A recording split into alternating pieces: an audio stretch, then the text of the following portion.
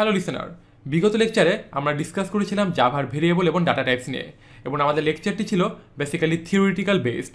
তো আজকের লেকচারে জাস্ট আমরা প্র্যাকটিক্যালি এগুলোকে একটু প্র্যাকটিস করব। তো এই জন্য আমি অলরেডি ইক্লিপসটা ওপেন করে রেখেছি। তো ইক্লিপসের মধ্যে আমরা একটা প্রজেক্ট ক্রিয়েট করেছিলাম ফার্স্ট প্রজেক্ট নামে। তো এইটার মধ্যে আমি ডিফল্ট প্যাকেজ অলরেডি ক্রিয়েট করে রাখছি। তো আমরা এখন জাস্ট এই ডিফল্ট প্যাকেজের মধ্যে একটা নতুন ক্লাস আমরা ক্রিয়েট করব। নিউতে যাই এবং নিউ থেকে একটা ক্লাস ক্রিয়েট করি এবং ক্লাসের নাম আমরা দিব ডাটা টাইপস। ওকে ডাটা টাইপস। তো দেখেন আমরা এখন দেখতে পাচ্ছি যে public class data types, that means আমাদের ক্লাসটা ক্রিয়েট হয়ে গেছে। তো এখন আমাদের ফার্স্টে যে কাজটা হলো সেটা হচ্ছে একটা মেইন মেথড ক্রিয়েট করা, কারণ জাভাতে একদম এক্সিকিউশনটা শুরু হয় মেইন মেথড থেকে। হতে পারে একটা ক্লাস ফাইলের মধ্যে আপনার 1000 অফ লাইনের কোড আছে, বাট এক্সিকিউশন শুরু হবে কিন্তু পাবলিক স্ট্যাটিক ভয়েড মেইন, এই মেইন মেথড থেকে কি করে জেভিএম এক্সিকিউশনটা শুরু করে। তো সেই কারণে আমরা যদি কোনো ক্লাস ফাইলকে রান করতে চাই তাহলে অবশ্যই আমাদেরকে ওটার মধ্যে একটা মেইন মেথড ক্রিয়েট করতে হবে। তো মেইন মেথডটা এখন আমরা লিখে ফেলি public static void main string argument। ওকে, তো আমাদের মেইন মেথড লেখা কমপ্লিট।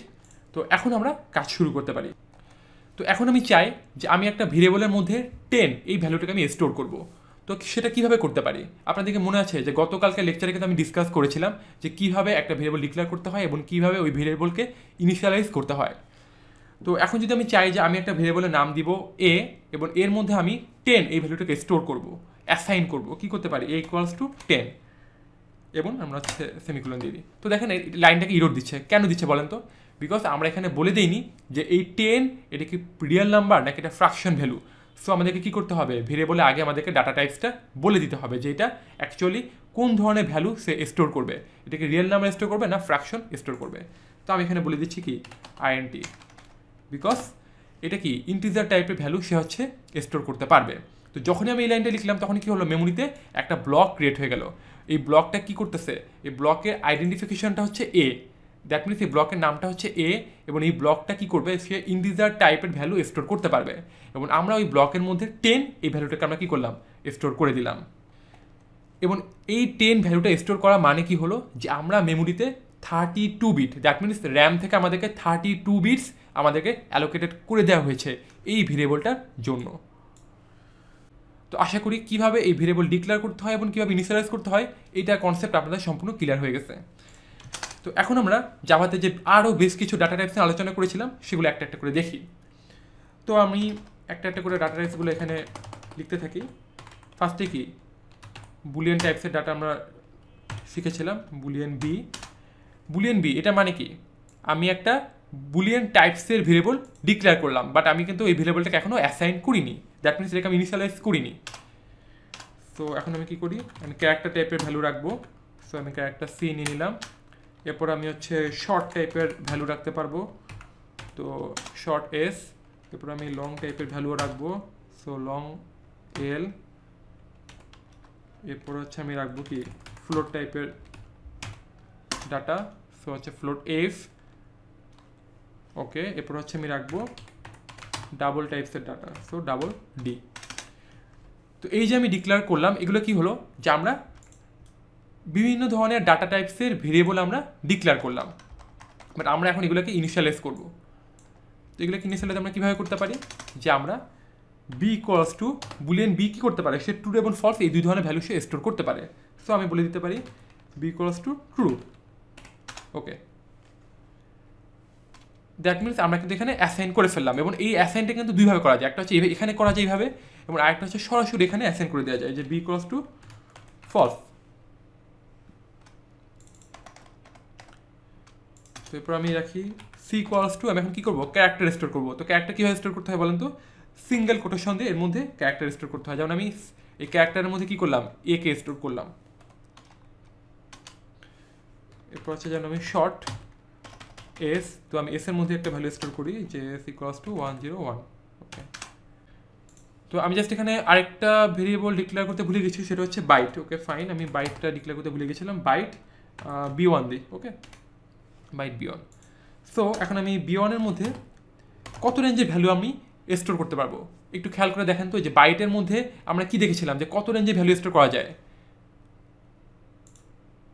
-128 থেকে 127 পর্যন্ত। সো আমি এখানে 127 আমি স্টোর করে রাখতে পারবো, দেখেন কোনো ইরোর নেই। বাট আমি যদি 127 না দিয়ে একটু বাড়িয়ে দিই 128 দিই, দেখেন সাথে সাথে ইরোড বলতেছে আমাদেরকে। এবার আমি যদি জাস্ট এখানে ক্লিক করি তাহলে কি বলবে যে অ্যাডেড কাস্ট টু বাইট অথবা change type to B1 to integer, যে বাইট এই ডাটা টাইপসের মধ্যে 127-এর বেশি ভ্যালু স্টোর করা সম্ভব না, সো তুমি এটাকে ইন্টিজারে কনভার্ট করে দাও আমাদের বলতেছে। তো জাস্ট আমরা এখানে 126 দিয়ে রাখছি, ওকে ফাইন। তো এখন আমি জাস্ট হচ্ছে কি লং এল এর মধ্যে আমি কি করতে পারি, অনেক বড় ভ্যালু আমি স্টোর করে রাখতে পারি। এরপর হচ্ছে ফ্লোটের এফ, সো হচ্ছে এফ ভেরিয়েবলের মধ্যে কি করতে পারি আমি 23 স্টোর করলে হবে, ওকে হবে। এবং এরপর হচ্ছে ডাবল ডি ইকুয়ালস টু ডাবলের মধ্যে আমি কী করতে পারি 10.5 এই ভ্যালুটা রাখতে পারি ইজিলি, ওকে ফাইন। এখন যদি আমি এগুলোকে প্রিন্ট করতে চাই তাহলে আমি এভাবে প্রিন্ট করতে পারি। কীভাবে প্রিন্ট করবো বলেন তো, system dot out dot print line B, আমি যদি একটা স্পেস দিয়ে যদি প্রিন্ট করতে চাই যে ট্রু, এরপর হচ্ছে এ প্রিন্ট করবে, এরপর 101 প্রিন্ট করবে, তাহলে আমি এভাবে করতে পারি যে বি লেখাটা মানে কি, বিটা তো একটা ভেরিয়েবল, দ্যাট মিনস এখানে যেই ভ্যালুটা আমি অ্যাসাইন করবো সেই ভ্যালুটা এখানে প্রিন্ট করবে। এখন আমি যদি স্পেস দিতে চাই তাহলে হচ্ছে জাভাতে স্পেসটা এভাবে দিতে হয় যে প্লাস এই সাইনের মাধ্যমে প্লাস, এরপর হচ্ছে ডাবল কোটেশন, এবং এই ডাবল কোটেশনের মধ্যে আমি যেটাই দিব সেটা একদম নর্মাল স্ট্রিং আকারে শো করবে। যদি আমি এখানে ABC লিখি তাহলে যখন আমি প্রিন্ট করব তখন এই ABC আমরা দেখতে পারবো। দ্যাট মিনস ডাবল কোটেশনের মধ্যে আমরা কখনো কোনো ভেরিয়েবলকে লিখতে পারবো না, আমরা এখানে যে কোনো ধরনের স্ট্রিং লিখতে পারি। সো আমি যদি এখানে একটা স্পেস দিই তাহলে আমাদের কি, যখন আমরা প্রিন্ট করাবো তখন এই বি দ্যাট মিনস ট্রু এইটা প্রিন্ট করার পর একটা স্পেস অটোমেটিক প্রিন্ট হয়ে যাবে। তো এখন যদি আমি এর সাথে আরেকটা ভেরিয়েবল যুক্ত করতে চাই তাহলে আমি কি করবো প্লাস দিতে পারি, ওকে প্লাস দিয়ে আমি এখন কি করবো সি লিখতেছি, সি এর পর সেম একইভাবে প্লাস, আবার আমি হচ্ছে ডাবল কোটেশনের মধ্যে একটা স্পেস দিলাম, ওকে ফাইন। আবার এখন দিচ্ছি প্লাস, আবার দিলাম হচ্ছে ডাবল কোটেশন স্পেস, এখন প্লাসের পর আমি কি লিখবো এখানে এস লিখতে পারি, এস এর পর আবার একটা প্লাস। দ্যাট মিনস প্রত্যেকটা ভেরিয়েবল লেখার আগে এবং পরে প্লাস সাইন দিতে হবে আমাদেরকে, এবং এই প্লাস সাইনের পর আমি আবার স্ট্রিং, দ্যাট মিনস আমি এই কোটেশন মার্কের মধ্যে যে কোনো কিছু লিখতে পারি, ওকে ফাইন। সো আমি জাস্ট এখন এটাকে, তো আমি জাস্ট এখানে এটাকে রান করে দেখি কি হয়। তো আমি এটাকে রান করি, সো দেখেন এখানে সবগুলো ক্লাস একত্রে আমি রান করতে পারি, বাট আমি এখান থেকে জাস্ট একটা অফ করে দিচ্ছি, শুধু ডাটা টাইপস এই ক্লাসটাকে আমি হচ্ছে রান করবো। তো আমি ওকে দিলাম, দেখেন এই true space A space 101, that means এভাবে আমরা প্রিন্ট করাতে পারি। তো এখন যদি এমন হয় যে আমার একই সাথে ইন্টিজার এ বি সি তিনটা রিয়েল নাম্বার আমাদেরকে স্টোর করতে হতে পারে, তো সেই ক্ষেত্রে আমরা এইভাবে লিখতে পারি যে integer A, integer B and integer C, এভাবে আমরা আলাদা আলাদা করে হচ্ছে আমরা ডিক্লেয়ার করতে পারি। আবার আমরা এইভাবে করতে পারি যে ইন্টিজার এ কমা বি কমা সি, এইভাবে আমরা একটা ইন্টিজার দিয়েই, তো এখানে ইরোরগুলো দিচ্ছে কেন, যে আমরা already same name, that means আমরা ভেরিয়েবলের নামগুলো সেম দিয়ে রাখছি, তো এই কারণে হচ্ছে আমাদেরকে দেখাচ্ছে। তো আমি বুলিয়ানের জায়গায় দিলাম বুলিয়ান বিও বা ক্যারেক্টার সিএইচ, একটু চেঞ্জ করে দিলাম, তো এখন ইরোরগুলো হবে না।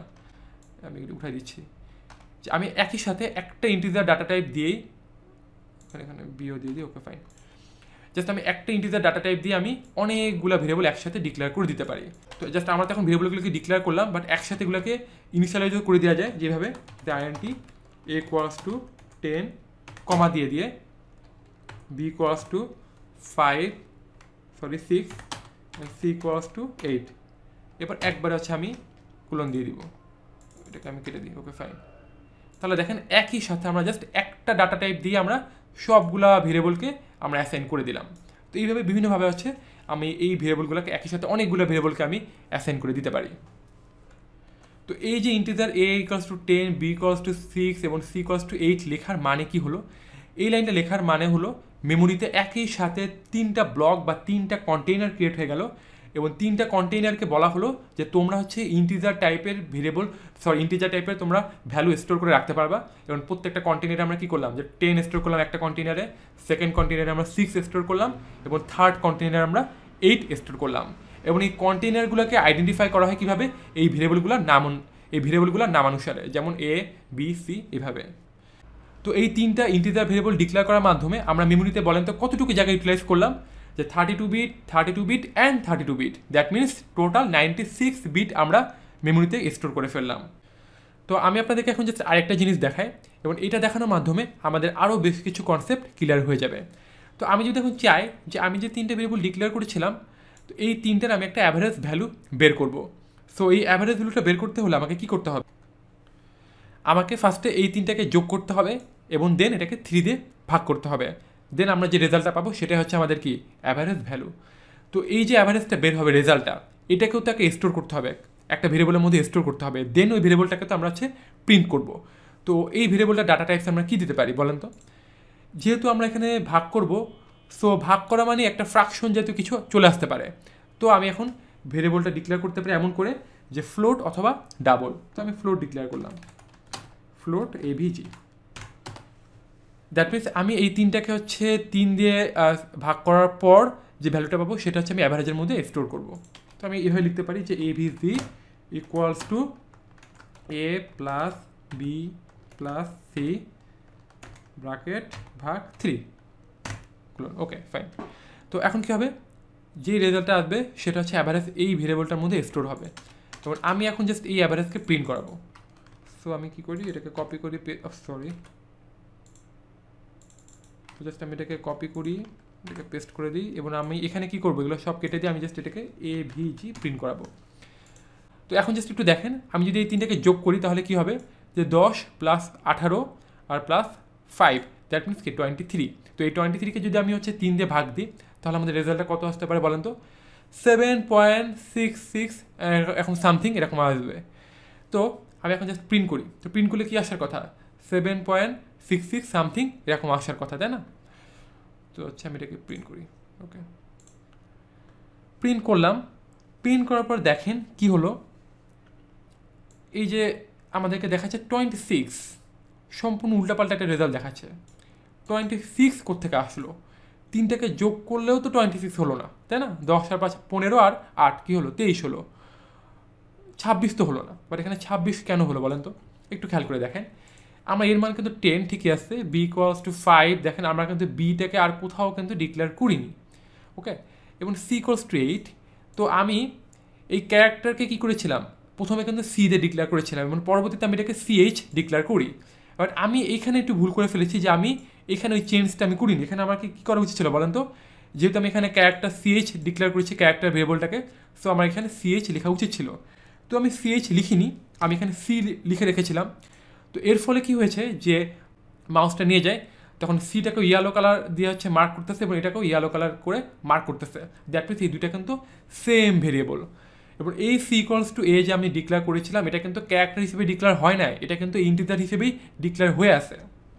এবং ভেরিয়েবলের ক্ষেত্রে আরেকটা নিয়ম হলো, যদি আপনি একটা ভেরিয়েবল সাপোজ আপনি এ ইকুয়ালস টু 10 ডিক্লেয়ার করলেন, এরপর আপনি সামহাও আপনি আরও 2-3টা লাইন পর আপনি এ ইকুয়ালস টু 5 ডিক্লেয়ার করলেন, তখন কি হবে, এই এ ভ্যালুটার মান চেঞ্জ হয়ে 10 থেকে 5 হয়ে যাবে।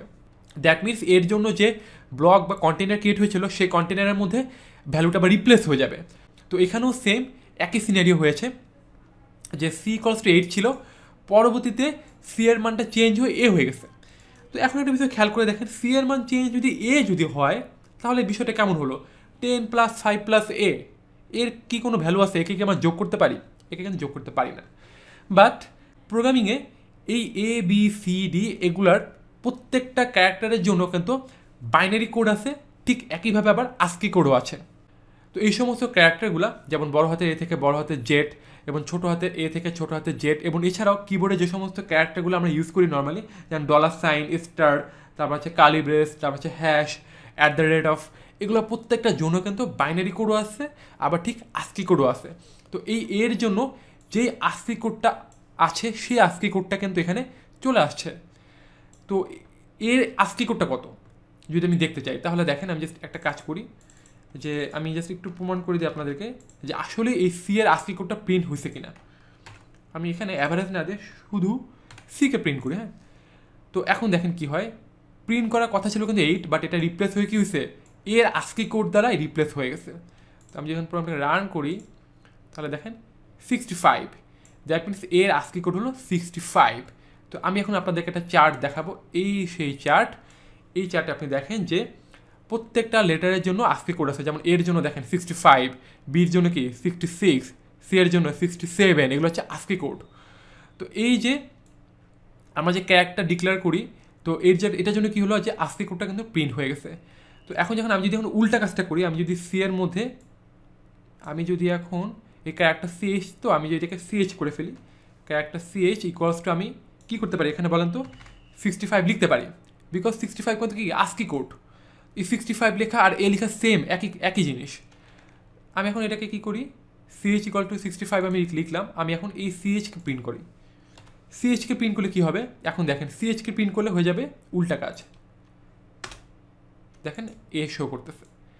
আমি যদি এখন সিএইচ এর ভ্যালুটা আমি যদি হচ্ছে আমি চাচ্ছি যে আমি জেড প্রিন্ট করাবো, হ্যাঁ 90 করে দিচ্ছি তাহলে আমি এখানে। তো আমি সিএইচ এর ভ্যালুটা আমি জাস্ট কী করি, এখান থেকে 90 করে দিই, ওকে ফাইন, জাস্ট আমি প্রোগ্রামটা রান করি। তো দেখেন এখানে এখন জেড প্রিন্ট করছে। তো দ্যাট মিনস কী বোঝা গেল যে আমরা এই ক্যারেক্টার এই ডাটা টাইপসের মধ্যে আমরা স্মল লেটার, ক্যাপিটাল লেটার, এই ধরনের বিভিন্ন সিম্বল ডিরেক্টলি স্টোর করে রাখতে পারি, অথবা আমরা সেগুলার আপনার হচ্ছে আস্কি কোডও স্টোর করে রাখতে পারি, সেম একই আস্কি কোড যা আমার এই লেটারটাও সেম। তো আমি যদি এখন প্রোগ্রামটিকে আবার রান করি তাহলে আপনি দেখতে পাচ্ছেন যে অ্যাভারেজ এইটার ভ্যালুটা দেখাচ্ছে 7, বাট এখানে কী আসার কথা ছিল 7.66, তাই না? যেহেতু 10 + 5 + 8 = 23 ডিভাইডেড বাই 3, এটাকে 3 দিয়ে ভাগ করলে কী হবে 7.66 আসার কথা, বাট এটা প্রিন্ট করছে না। কারণ যখন আমি এখানে a + b + c divided by 3 এই লাইনটা লিখছি, এই এ বি সি এই তিনটাই হলো কি ইন্টিজার টাইপের, তাই না? এই তিনটে ভেরিয়েবলই হলো ইন্টিজার টাইপের। তো এই তিনটা ভেরিয়েবল কী করতে পারে, সে ইন্টিজার টাইপের ভ্যালু স্টোর করে রাখতে পারে, that means real number store করতেছে। তো রিয়েল নাম্বার যখন স্টোর করে তখন এটাকে যদি আমি 3 দিয়ে ভাগ দিই তাহলে যে রেজাল্টটা আসবে সেটাও কিন্তু রিয়েল নাম্বারই হবে। তো আমি জাস্ট এই অ্যাভারেজের মধ্যে রিয়েল নাম্বারটাই কিন্তু রাখতেছি, আমি কিন্তু ফ্র্যাকশন ভ্যালুকে এই অ্যাভারেজের মধ্যে রাখতেছি না। তো তো কেন আমাদেরকে এই 7.66 সে আমাদেরকে দেখাবে, তো ওই রিয়েল নাম্বারটা আমাদেরকে দেখাচ্ছে। তো এখন যদি আমরা অ্যাকচুয়াল ফ্র্যাকশন ভ্যালুটা যদি আমরা পেতে চাই তাহলে আমাদের কী করতে হবে, এই এ বি সি এই তিনটাকে আমাদের ফ্লোট হিসেবে ডিক্লেয়ার করতে হবে। তো আমি জাস্ট ইন্টিজার পরিবর্তে কী করে দেবো, এটাকে ফ্লোট ডিক্লেয়ার করে দেবো। এবং এখন যদি আমি প্রোগ্রামটা রান করি তাহলে আমরা কী করবো 7.6665 আমরা দেখতে পাচ্ছি।